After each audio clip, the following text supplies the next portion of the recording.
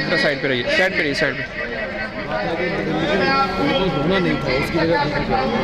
अस्सलाम वालेकुम नाज़रीन, जैसा कि आप जानते हैं कि आज सियालकोट से और पूरे पाकिस्तान से जो है वो जर्नलिस्ट का काफ़िला जो है वो निकला है और वो आज जो चनारी के मकाम पर पहुंच चुका है। चुकोटी सेक्टर पर जो है वो ये काफ़िला जाना था, लेकिन इंतज़ामिया ने जो है वो बुज़दिली का सबूत देते हुए, कलम और कैमरे को रोकते हुए जो है वो चनारी के मकाम पर जो है वो रोक दिया काफ़िले को, और यहाँ पर अभी इस इंतज़ार में है कि इंतज़ामिया आगे जाने की इजाज़त दे दे। और दूसरी तरफ जो है वो मोदी सरकार ने बुज़दिली का मुज़ाहरा करते हुए बॉर्डर लाइन पर जो है वो फायरिंग का सिलसिला भी शुरू कर दिया है। लेकिन इंशाअल्लाह सहाफ़ी जो है वो पुरअज़म हैं अपने मिशन को पाया तकमील तक पहुँचाने के लिए। लेकिन इस वक्त हमारे साथ कुछ यहाँ पे मौजूद ख़वातीन मौजूद हैं। मैडम गज़ाला जो पाकिस्तान मुस्लिम लीग नून की जो है वो प्रेसिडेंट भी हैं और बिलखुसूस उनका मकबूजा कश्मीर से ताल्लुक़ है, तो मैं उनसे जो है वो जानने की कोशिश करूँगा कि जो दुख और दर्द वो अपनी फैमिली के बारे में रखती हैं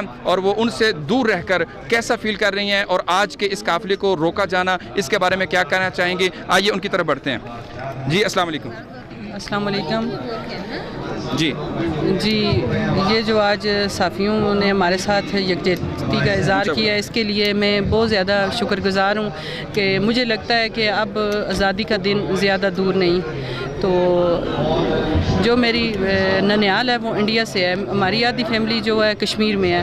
तो इन दिनों ख़ासकर जब शेलिंग होती है, जब आज 18-20 दिन से वहाँ पे वो महसूर हैं, तो हमें बाकी लोग उन लोगों के साथ साथ बाकी अपनी फैमिली के लिए, आप साथ खड़े हो पीछे, अपनी फैमिली के लिए जो दर्द महसूस हो रहा है वो अल्फाज में बयान करना मुश्किल है। वहाँ पे जो बाकी बच्चे हैं, जो हमारी ख़वातीन हैं, जो हमारी ख़वातीन की बेरुमती हो रही है, उसके लिए मैं ये कहना चाहूँगी अब एहतजाज इसका हल नहीं है। अब इसका एक ही हल है कि इसका हल है जिहाद, जिहाद, जिहाद।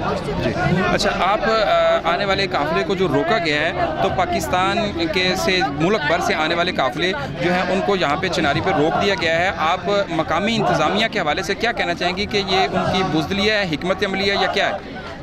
मेरा ख़्याल है फ़िलहाल ये हिकमत अमली है, क्योंकि नहते लोगों को बॉर्डर एरिया पे भेजना कोई अक्लमंदी नहीं है। ये हिकमत अमली है, क्योंकि सब लोग नहते हैं, बुज़दिल दुश्मन है, वो शेलिंग कर सकता है, फायरिंग कर सकता है, और बहुत सारे नहते लोग, पाकिस्तान से आए हुए लोग, वो उसकी हमारे मेहमान, हम कश्मीरी मेहमान नवाज हैं बहुत। हम नहीं चाहते कि इस तरह नहते लोग जाके बॉर्डर पर गोलियों के निशान। समझते हैं कि जो एक सहाफ़ी है, जो एक अमन की अलामत होता है, उसका काम खबर देना है, उसका काम जो है वो जुल्म और सितम को जो है वो लोगों के सामने पेश करना होता है। क्या इसके ऊपर भी जो है वो दहशतगर्दी का लेबल लगाया जा सकता है? नहीं, कोई भी साफ़ी किसी भी माशरे के उसका कलम जो होता है वो आईनादार होता है।